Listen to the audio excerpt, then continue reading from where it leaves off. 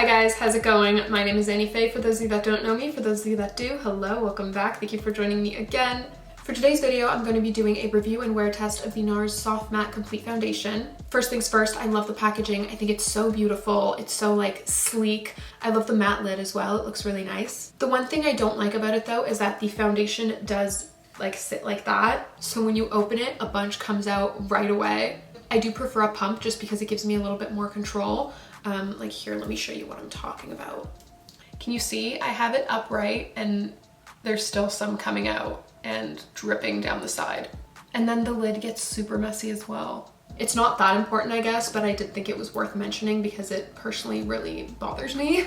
This foundation retails for 53 Canadian dollars. It comes in 34 shades, I believe, so pretty good shade range. It's a full coverage foundation, which I love because I need that right now. It is a matte finish, obviously, it's in the title, and again, it's a liquid formula, which just loves to shoot out of the bottle. So this foundation claims to be oxidation resistant, transfer proof, and last up to 16 hours. We're gonna be putting that to the test today. I do wanna keep it on for as long as possible, but 16 hours might be a little bit crazy because it's like 1 p.m. right now, and yeah, I'm not trying to have it on till 4 a.m. Okay, I'm gonna stop talking and start putting this on now. I just wanna let you guys know, for the left side of my face, I'm gonna put on primer and a setting spray, and then the right side is just gonna be the foundation on its own. I just wanna see how it performs on its own compared to with other products that help makeup last longer. Using the Milk Hydro Grip Primer, I'm going to prime the left side of my face. I'm gonna put some on the back of my hand. See, I'm not even squeezing it and it's just coming out on its own. I'm gonna start off with about that much product and then add more if I need more, which I probably will.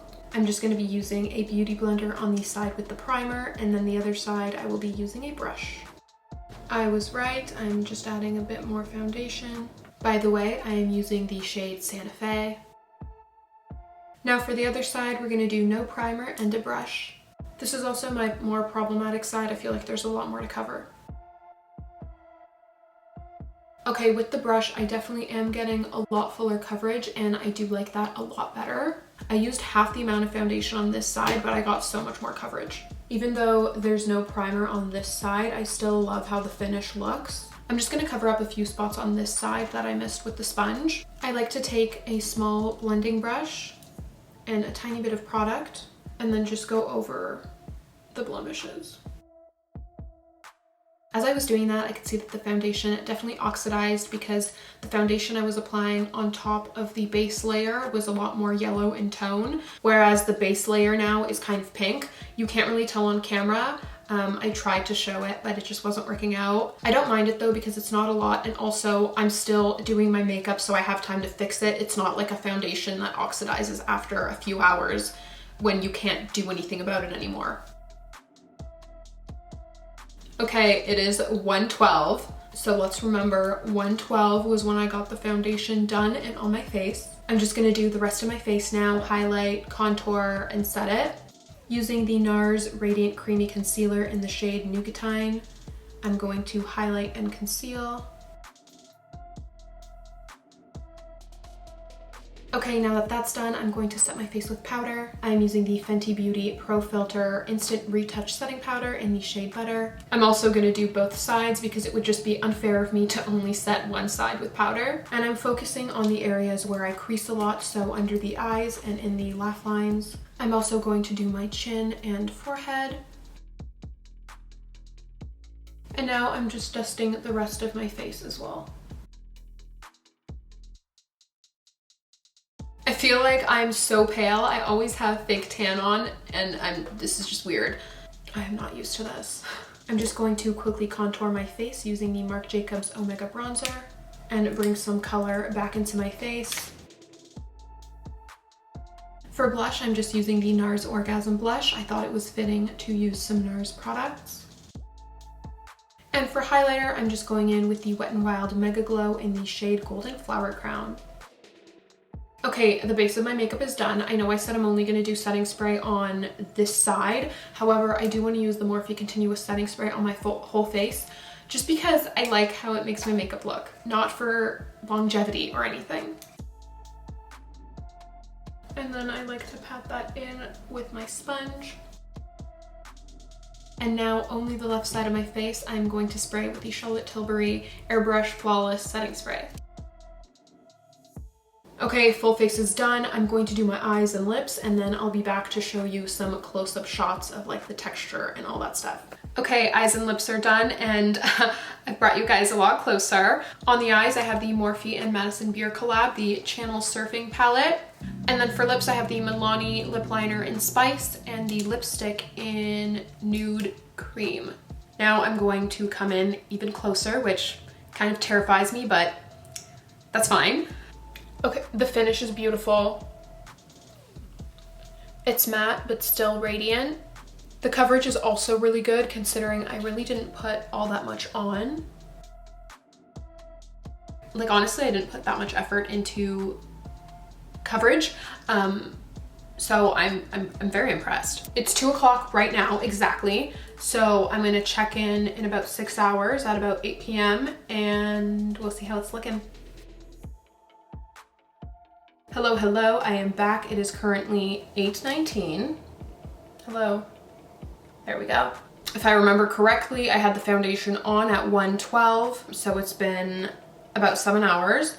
And I've got to say, I'm impressed. I've had a couple of meals, I've had a mask on, I haven't touched up anything besides my lips, but like the skin hasn't been touched up at all, and I think it looks really good. Like I was just looking in the mirror to find a problem, and I honestly can't find that many. I'm gonna bring you guys in a little bit closer just so you can see the texture, because obviously it's not perfect. It has been on for a while, but I think it still looks pretty damn good. I can't lie though, I hate having the camera in my face like this. Okay, so the only issues I would say are I do have a little bit of oil coming through here, but my nose gets super oily, so that's expected.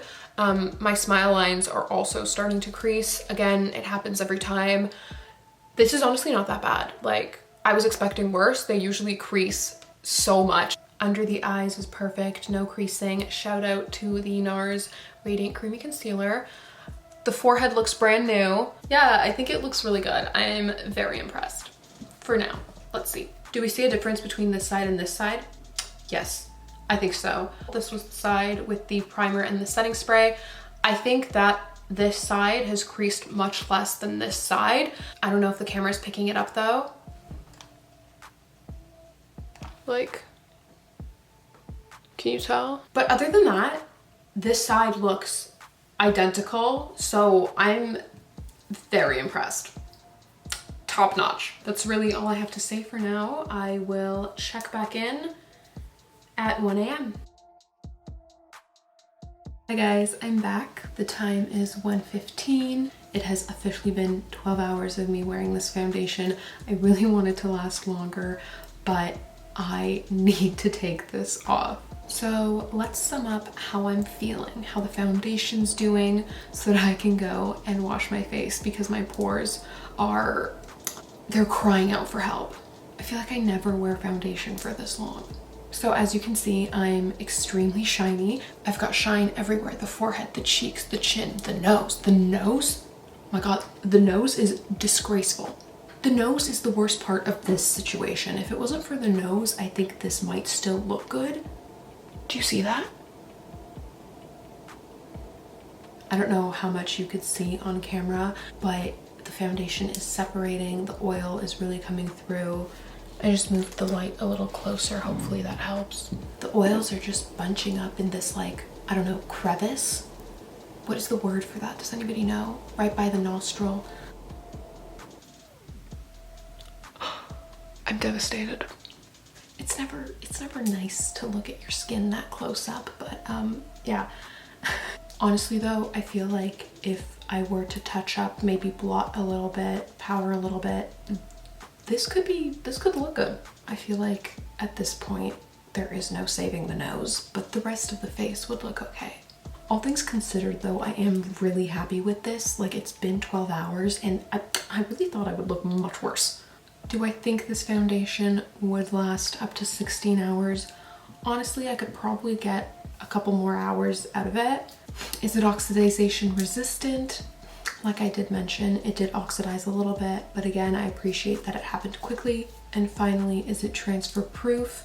I did have a mask on today, and when I looked at the mask, it wasn't very dirty either, so obviously there was some makeup on it, but I mean, come on. So would I recommend this foundation? Absolutely yes. It looks beautiful when you first apply it and for the next few hours. It does last a pretty long time and it feels very lightweight on the skin. That being said, I would recommend this foundation. I do think it's worth the $53. While that is expensive, for a high-end foundation, it's really not that bad. I'd say it's pretty average.